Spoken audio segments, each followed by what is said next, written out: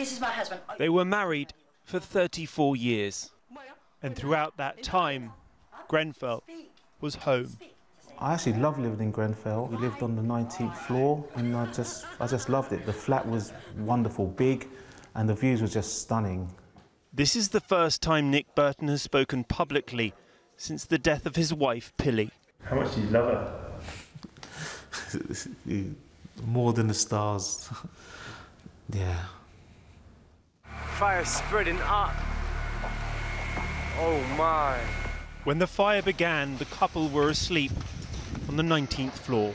So when did you first realise there was something wrong? I woke up with a banging noise on my front door and so what's happening here? So I just went to the front door and then whoosh, just a black smoke coming and filling the corridor. I phoned the fire brigade. They said, don't worry, stay put, we know you're there. And I explained that my wife wasn't well and I wouldn't be able to carry her into that smoke and down, as I say, down 40+ flights of stairs. It would have been impossible. But look, there's still people in the building. I know there's still people in the building. Outside, people could see how fast the fire was spreading. Get out! Fire! Fire! Nick's friend, watching from the ground, called him. And my friend Simon was just in total disarray on the phone, like, get out, get out.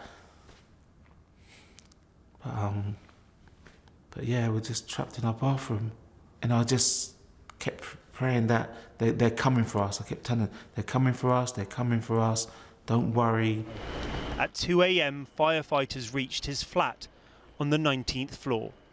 And they just said, look, get ready, have wet towels ready for over your heads, and just be prepared. Then they just said, look, open the door.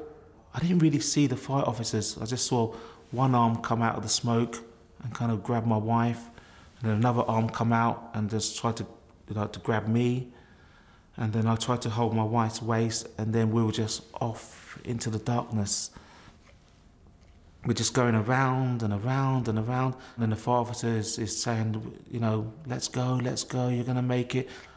And then, as I was going down, the inner banister, it just got hotter and hotter and hot. And then there was a point that I couldn't actually touch the banister. And then I thought, this is it, my legs, I don't know what's happening, I can't breathe, and I'm thinking about where's my wife? In pitch black smoke, 2 firefighters guided Nick down 19 floors. Pily was carried behind him, but when they reached the ground, they got separated in the confusion and were taken to different hospitals. My whole thing was just to go and find my wife, go and find out where she is. And in the end, after all this, she never really came out of hospital. She spent 7 months in several different hospitals and then she passed away. So.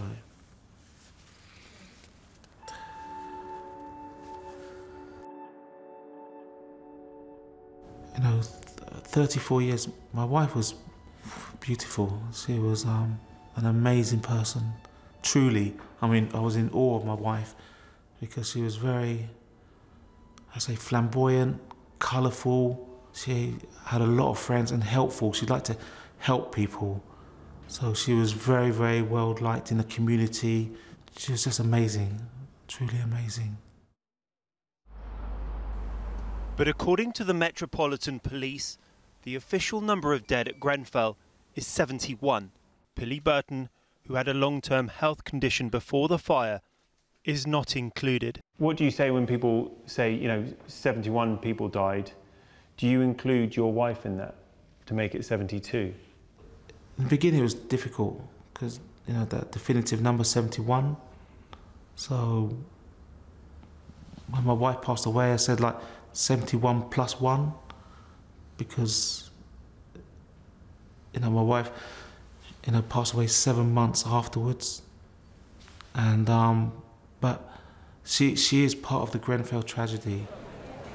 And today the Grenfell Inquiry confirmed Pily Burton is included as a victim. Their official number of dead at Grenfell is 72, not 71. That inquiry begins on Monday.